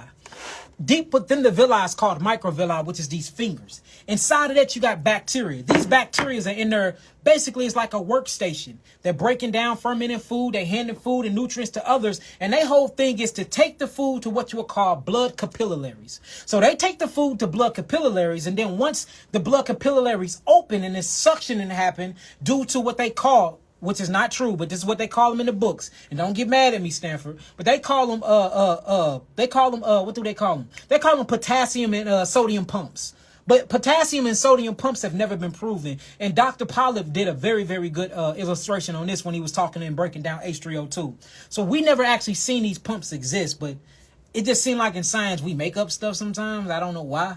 But anyways, once this nutrients get delivered from the blood, that's digestion. Now, guess what takes over after that? We done digested the food. Now the food has made it into the bloodstream. Two things happen. Before we talk about what goes on in the blood, because the blood is going to go into utilization. Utilization is going to be the adrenal glands. Now, B, have you seen my big kidney? I need my big kidney with the adrenal gland on top of it. While you're looking for that, I'm going to talk about what happens. So there's going to be two things that happen. There's two things that happen here. And I'm going to show y'all this through this module. And I'm going to take the stomach out. And I'm going to take this transverse colon out just to show y'all. So there's two things that happen. Once it get into this duodenum, which is this small intestinal tract right here, what's going to happen is it's going to go through something called the jejulum. So the jejulum is the beginning of the small intestines, right? Now, that's where the actual macro waste going to go at. So say if you eat an apple and you don't break down all the fiber, you're going to get all the essential nutrients from the apple that come from the flesh, and you're going to get a little bit of essential nutrients from the skin, but all that macro waste, that fiber, since it's so complex and cellulose, you can't really break it down. So since you can't break it down, it's going to go through the small intestines, and it's going to go through the jejulum. And that's what we're looking at, the jejulum, the ileum, the cecum. So that's when you start getting into this anatomy. So once it gets there, it's going to start making its way through the small intestines. Then once it makes its way to the small intestines, it actually gets down to something called the cecum. The cecum is right. This ain't it. It's close though. I'm gonna get this one. Okay. Nope, there you go, right there. I see it. It's right over there. Okay. There, you see it with the adrenal on it. So then it's gonna make its way to the cecum. Now this is a messed up digestive tract. So when it gets to the cecum, now it's going to pass through the cecum door, the cecum sphincter. When it gets to the cecum sphincter, which is right here, family. So you eat your food travels down, it goes into the stomach. This your stomach. On the back of your stomach, you actually have your spleen. Then once it goes through the stomach, it goes to the pyloric sphincter. Right here is the duodenum, right? My liver is right here. This is my liver. My gallbladder is under my liver. Notice this is going into my small intestines. My pancreas is right here, right by my stomach. And then right on the back of that is the spleen. So this is how this looks. This is exactly how this look. You see that? This is my stomach. So then it's going to go through. Now it's going to go through my intestines. These are my intestines right here, y'all. This is where my jejulum and my actual ileum is. So it's going through my jejulum and my ileum, and then it's going to get right here. When it actually get, oh, my bad, y'all, wrong side. It's going to get right here. Right here is what you'll call my appendix. My appendix is right here. Then I have something called the cecum. All right, now this is the cecum. So once it gets in my cecum, what happens is my appendix, you see the tail on my appendix? The tail on my appendix start releasing bacteria. Yes, your appendix create bacteria. If the bacteria portfolio goes down or too high, you actually get appendicitis. Appendicitis is when the appendix swell up and it bursts. And if it bursts, you can die because it releases bacteria that don't need to be released in your blood at a high value. So what happens is I get more bacteria on my food. Now, we haven't even talked about chyme being produced and all of that shit. So now once that is produced and I get bacteria to further break down, now it starts traveling up what you would call the ascending colon. So now I'm traveling up the ascending colon. Once I travel up the ascending colon, I'm finna start reabsorbing. This is where water get released back into the bloodstream. This is where fats get released back into the bloodstream. Certain minerals like potassium, magnesium, and calcium get dumped back into the bloodstream. This is before the kidneys even hit them, y'all. So now I'm in the transverse colon where there's more bacteria that's going to help me reabsorb, showing you that if your microbiota or if the bacteria your portfolio is wrong in your gut, you can't even reabsorb your food. Not only that, if you don't have enough Candida albicans, or if you don't have Helicobacter pylori, because everybody think H. pylori is bad when it's not. H. pylori is amazing when it's in the duodenum. H. pylori can kill your butt if it's in the stomach, because it chews through the walls of the stomach. It makes hydrochloric acid raises up and it gives you ulcer and it causes leaky gut. But that's because it's in the wrong place and it be at the wrong place at the wrong time. But if Helicobacter is in the actual small intestine, or what we call the duodenum, it actually helps what you call facilitate jobs and stuff like that. These are fact. Look this stuff up, y'all. If y'all think it's mind blowing. So anyways, so now the food, the macro food, not the micro food go a different way. So now the macro food is in my transverse colon, and amazing things is going on because our body wants to survive and is so efficient. It said, even though I got some in my bloodstream, I'm finna reabsorb the rest of that. You see that? I need all my money. I need all my money. You know what I'm saying? What he say out that movie? We selling bags, we selling dimes, we selling nickels. We selling everything. See that? So the body don't leave a stone unturned. It's going to get absorption in the bloodstream from the duodenum, and then it's going to take up and reabsorb from the transverse colon. And the transverse colon is directly connected to the kidneys and the heart. So you see people like this with prolapsed colons and prolapsed bowels. That's because something's going on with the thyroid, and the connective tissue is off. You see that? And if your connective tissue off, that's a first sign when you come to the clinic that something is wrong with your digestive system. So once you get all that reabsorption, then you go to the descending colon. Then you get to the descending colon. Notice you got polyps. Oh, polyps in the descending colon, malignant mutant cells. Oh, what happens before mutation? Who been listening? Who been writing this down? What happens before mutation? Let me see. There's something that takes place before mutation. Write the name on it. Whoever get it first, I'm going to write down their name, and we're going to reach out to them and give them a 3-better. What happens before the mutation stage? Who got it first? There's a word.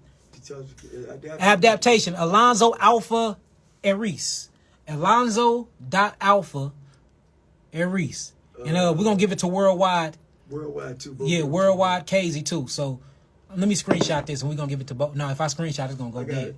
All right, you got it? Yep. All right, so we're going to reach out to them and give you... I'm going to send y'all 3 bitters. I'm going to reach out to y'all at the end of this live, and we're going to give y'all 3 bitters. I promise y'all receive it. I'll make sure I ship them out before Friday, okay?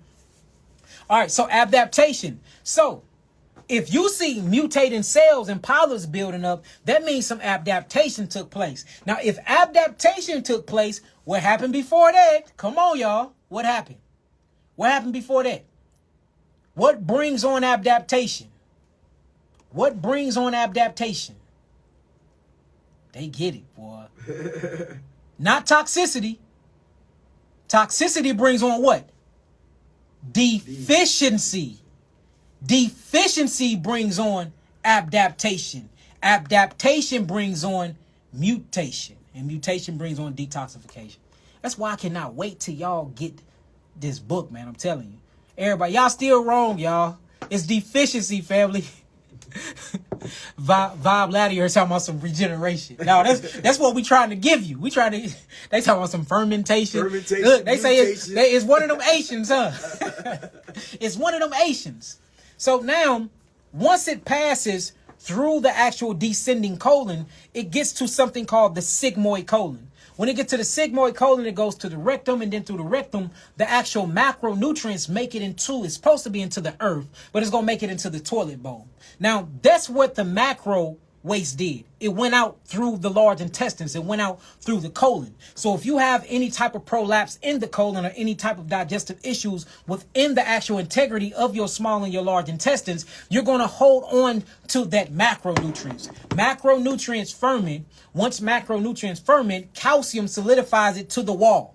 This builds up what you would call calcium plaque. And a lot of people that go on 30-day to 60-day, even 120-day juice fast, they get rid of something called intestinal plaque. And it's shaped like that. That's how they build up, because you're not getting rid of the macro waste. You got to get rid of macro waste. And if you don't get rid of macro waste, it's going to stop you from absorbing in your transverse colon. This build up and it get heavy. And when it get heavy, it starts pulling away from the actual mesenteric wall muscle. The mesenteric wall muscle, by way of what you would call the parathyroid, is holding it on the wall. Once that mesenteric wall muscle get weak, it falls and it prolapse. This actually rips, and then it messes with something called the diaphragmatic muscle. The diaphragmatic muscle is what helps you breathe. So people that have bad digestive system have bad breathing problems as well, because their muscles is not in tune and intact to actually inhale and exhale their lung capacity. Y'all see how all this is holistically close together? All of it is holistically very, very close together and connected and intertwined. All right. So that's what you do. You get rid of that. Now, remember, something went into the bloodstream. Now, what went into the bloodstream? The macronutrients, the phytonutrients, the phytochemistry, all of the minerals, the electrolytes, and all the amino acids that you actually need. That went into the bloodstream. And remember, that went into the bloodstream by way of the duodenum and the microvilli. So once it goes through the microvilli, we still a part of the, now we're on absorption. We talked about the actual digestion. Digestion didn't happen. Now, the digestion, all the macro waste went through the large intestine, went through the small intestine, and you pooped it out. But there was a part that picked up inside of the duodenum, and now these things need to be utilized. But before it's utilized, I have to absorb. The absorption factor happened in the transverse colon, and it also happens in the duodenum. That's the absorption. So now you're absorbing all of the micronutrients, and the microbiota or the microbiome is taking and absorbing these things within the bloodstream. Now they're on the train tracks, on the train stations, within the actual train stain cubicles, and they finna be get delivered at each spot. So now in order for it to do that, you need electricity. You need hormones. You need something to dictate and tell it what to do, like corticosteroids, steroids. You need things like that. This is all based off of what you will call the autonomic nervous system, or what we call the adrenal glands. So if you have adrenal fatigue, guess what you're not doing? You're not utilizing anything. If you have adrenal and kidney problems, guess what? You're not utilizing anything. You see that? If you have bad digestion, you're not absorbing anything. If your microbiota is off, how can you absorb? If you are missing all of the bacteria inside of your duodenum, then how would they even be able to absorb through this tract? So you got to make sure that you're taking probiotic pills. If you're having digestive issues, make sure that you add in things like papain, which come from papaya, have its own natural digestive enzymes. Pineapple have its own natural digestive enzymes. Avocado have its own natural digestive enzymes. Gingerbane, which come from ginger root. Ginger root have its own natural enzymes. Kiwi, a lot of people don't like kiwi. They say it's GMO, whatever. Still alkaline. It have its own digestive enzymes. There's a bunch of sweet potatoes have its own digestive enzymes. Look up the natural digestive enzymes in ginger. Let's start off with ginger first. Natural digestive enzymes in ginger, and let's read it. Natural digestive enzymes in ginger. And read what it say. I think it's called gingerbane, a proteatic enzyme. Yes, ginger contains the digestive enzyme gingerbane, which can help you with digestion in several ways. Digest protein. Increases digestive enzyme production. Helps food move through the digestive tract. Ginger is known also and has the ability to relieve nausea, reduce inflammation, lower glucose, and improve cardiovascular status. Hold on. We ain't done yet. Let's talk about the natural digestive enzymes in papaya. I think it's called papain. I believe that proteatic enzyme is called papain. I'm in a total, this is a nutritional class that we did at Harvard probably about 4 years ago. Yes, it is. That's it. Papayas contain natural digestive enzyme called papain. Come on. Which may help with digestion, and much of the research on the enzyme papain has been with supplements rather than whole fruit. Hold on, papain. Okay, hold on. Let's talk about the natural digestive enzymes in, I believe, bananas. the natural digestive enzyme in bananas. And these are all things that help you naturally break down your food if you have digestional issues. Because remember, the first thing is ingestion. The second part is digestion. Digestion leads to absorption. Absorption leads to utilization. Utilization leads to elimination. And if you don't eliminate, you become congestion. Congestion leads to toxicity. Toxicity brings on deficiency. Deficiency brings on adaptation. Adaptation brings on mutation. Mutation brings on detoxification, or what you will call symptomologies of disease. Let's get it. Bananas contain... So look, hold on, look. They say Buddy must be a Hebrew Israelite, because look, we come from a Hebrew Israelite background. Read. Bananas contain two natural digestive enzymes, amylase and glucosidase. These enzymes will help break down complex starches into simple sugars that are easier to observe. See that? So even bananas have its own. And look, this is a beautiful thing about the foods that you're supposed to eat. Remember I was talking about that we did have a manual to our bodies? Remember that? That's right. Remember I was talking making me miss the street. Look, when I was with a camp, we used to street camp on we used to street teach every Sabbath day. We'd be out there, read, that's right. But look, remember I was talking about the natural digestive enzymes and fruits. This is how you know that we're supposed to be eating these fruits and eating these vegetables, because they automatically help you break down their own foods. Now, check this out. Meat don't do that. Meat don't do that. Vegan Bill Gates burgers don't do that. You see that? Unnatural food don't do that. But the food that you naturally supposed to eat already come with an enzyme booster. A prolytic enzyme booster to help you break down your own food. This shows you the connection between us and our natural food. Straight up. They say Nabi the oracle. No, Nabi is a Hebrew word. It means the prophet. You know what I'm saying? That's I actually gave him the name Nabi. It means the prophet because he see things, man. He's very, very, very prophetic. I mean, he see things, man. He really do. That's why I'm with him every day. He my eyes. All right, go ahead. So let's do kiwi. Let's do kiwi, and then we're going to get back to this. Okay. Let's do kiwi. Yes, it does. Trade, been paid. Meat definitely stop energy in the body. You can get a stimulant from certain meats, though. It give you a stimulant, and you will feel like that it's pumping you up. You know what I'm saying? But at the end, you crash. You got it? The natural digestive enzyme in kiwi fruit is antinidin. Antinidin. Antinidin, a proto, help me, Bob, proteolytic enzyme that breaks down protein. Yeah, proteolytic, meaning break down protein, proteolytic.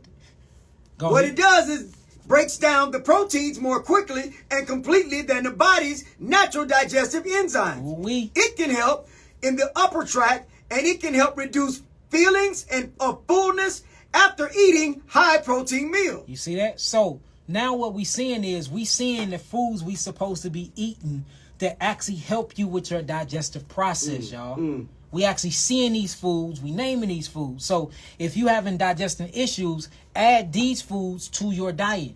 It'll help, because if you don't digest, you can't absorb. Because you have to break down the food and be able to extract the phytonutrients for when it goes inside the duodenum, the microbiota or the microbiome, or what we call the gut microbes, can actually absorb and take them, fish them through the blood capillaries to what they call potassium and sodium pumps, which don't exist, and that's in my book.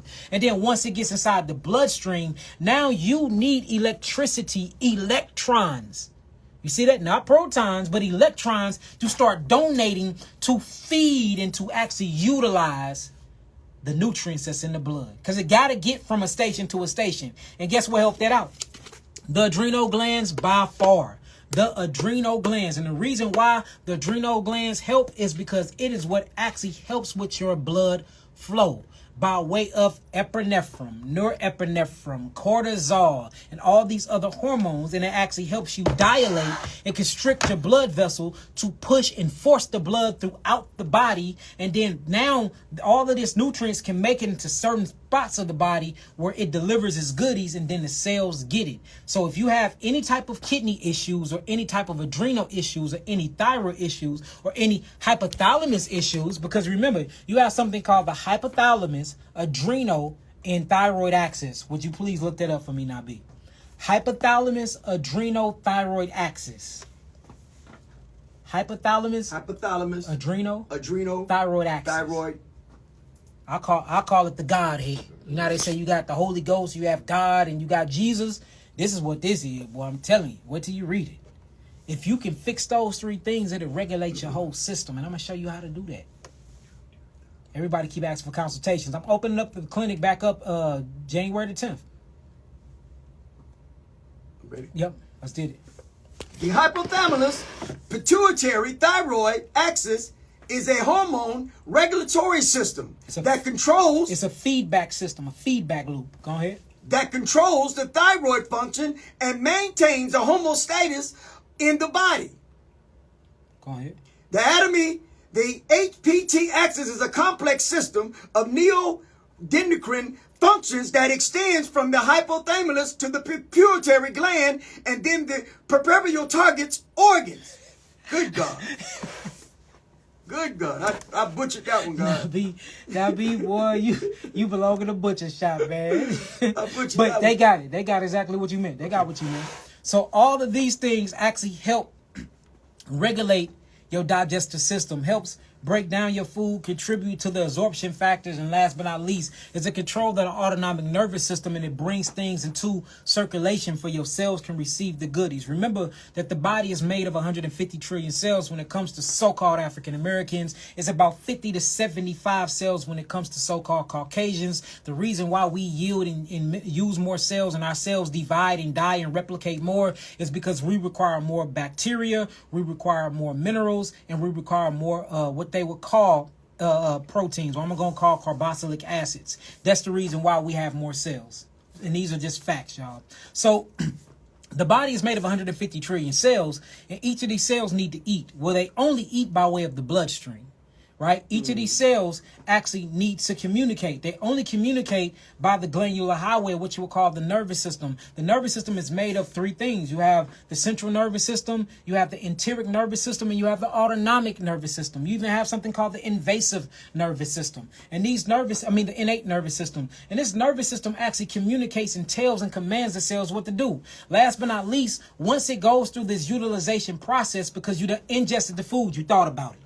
Now you made the choice. This is what I'm finna eat. Now you start chewing on the food. You're starting your digestive process. Then it gets to the actual duodenum, the small intestines. Now you're starting to basically absorb these foods. Now you absorb the phytonutrients, the macro waste, it leaves out of the tailpipe. Now it gets into the bloodstream. Now you start utilizing. Then once you start utilizing, now it's time to eliminate, because when you utilize all of these minerals in these cells, you have a combustion. Your cells poop like you. Your cells eat like you. Your cells drink like you. Your cells do everything that you do. Your cells are even on a cycle, meaning your cells sleep. I know it's hard to believe, but your cells do everything that you do. Your cells fast like you fast. Your cells detox like you detox. It's called autophagy or autophagy, macrotophagy, mitophagy, prolated media, prolated media chaperone autophagy. That's when proteins actually break themselves down and degrade themselves out of the cells. So everything in your body mimics your cells on a macro and a microcosmic type of level. So if you eating, you gotta poop. Your cells eating, they gotta poop. The lucky thing with you is you can go to the bathroom. You have the luxury of sitting down on the toilet. Your cells don't. So your cells poop on top of themselves. And now you have your last system that I'm talking about, which is called elimination. The elimination pathway happened by way of the lymphatic system. And we'll get into that tomorrow, because we've been live too long, haven't we? There's a lot. They ain't gonna say that. So let's say the lymphatic. What number we on? We went over ingestion, we went over digestion, we went over absorption, we went over utilization. We didn't go over elimination, congestion. We'll keep going. This is gonna be 3 days, like I thought. Okay. So I'm gonna answer a few questions now, and then tomorrow I'll be right back at y'all, and we're gonna start with elimination. So y'all gonna have to watch these in order to actually get everything we said. All right, let me open up these lines. Make sure it's questions about this for everybody can get it, y'all. I understand y'all got your own things going on. I'm going to be live next week. We opening up back up the clinic. I am back from out of the country, from finishing the book. So, like, I'm back. So y'all don't have to bombard me with your own questions. I really want the people to learn what I just taught. So if you can, please have questions related to what you just learned. All right, let's do it. I don't want to hang up on you now.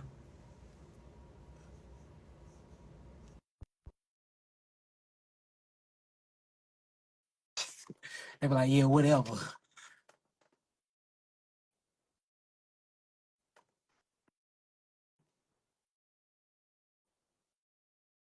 Hold on, it ain't working. Let me see. I thought I just brought somebody in. Let me try it again, family. I don't know. I'm looking at this. This is a sign from the good Lord. Maybe it's saying I done gave y'all too much knowledge and y'all need to break it down and y'all need to ingest it and digest it. Because where did it go? Yeah, see, you don't even give me my request button no more. Have I been on here too long or something, that be? No. How long we been on? I got a screenshot. Tell you exactly. Yeah, family. Look, I can't even find a request button no more. But look, peace, love, light, and healing. Peace to the gods. Peace to. Oh, okay. They just couldn't get on. Hold on. I guess the other person couldn't get on. My B ain't got no spring water around here. Yeah. Would you grab it? Peace. How you doing, goddess? Where you from? What's your name? Hello. My name is Tempest, and I'm from Chicago, but I'm residing in Houston right Hi, now. Tempest from the Shot Town in Houston. How you doing? I'm great. How are you? Thank you for your I'm doing knowledge, for good. real. All praise. Yeah, we went in today, didn't we? You did. You did. I had a question. I know you were talking about Uh-huh. congestion, and you made mention about the lymph nodes. Yes. So I had a question. I noticed I've been dealing with a lymph node that's a little bit enlarged, and Where I've is it been at? using neck right here. All right, so that's the maxillary lymph node. It could be thyroidal as well. That's cool. It could be thyroidal as well. Have you ever seen my lymphatic massage exercise? I have not. So my lymphatic massage exercise is on my page, but basically I start off by just showing you how to do it. It's in your face. You get your cephaloid cavities and you rub them like this. Then you go down to your neck. You get your maxillaries. Then you go under. You get your axillaries like this. And then you go to your chest and you just massage them down. What I do is give me your name. I will have Nabi send you in your invoice, in your DM. He'll send you the video right now. And it's on Okay. my page. It's probably like 6, 7 videos back where I show you how to do it. And then you start doing cuffing. You start patting these certain places and get your lymphatic system moving. Other things that move your lymphatic system is walking. Rebounding does it a lot. Jump roping does it a lot. Kettlebell training, move your lymphatic system. Jumping in the sauna, whether it's a steam sauna. If it's a steam sauna, do at least 30 minutes and make sure you're above 180 degrees Fahrenheit. If it's an infrared sauna, just make sure you're above 202 degrees Fahrenheit. Actually alternating when you get in the shower, get in hot water, do it for 10 minutes, and then your last 3 minutes turn it as cold as possible. That'll help move it as well. And then compression, if you can compress the body, that'll do it as well. If you in my, you mean you in? No, you said you in Houston. I was gonna say you can come to the clinic and I can put you on my lymphatic bed. That'll move it and get it down immediately. But Okay. Well, I've been trying castor oil. That worked a little castor bit, castor but oil will is get it that good? down, but castor oil is more for like castor oil penetrates on a deep level. It's good for breaking up tumors and stuff like that. A swollen lymph node just means that your body is fighting some type of infection, and what they do is the macrophages, they go out and they engulf these cells and bring them back there to further break them down. So since it's swollen, that means you just got a bunch of white blood cells inside of it, meaning it's working. So that's technically not a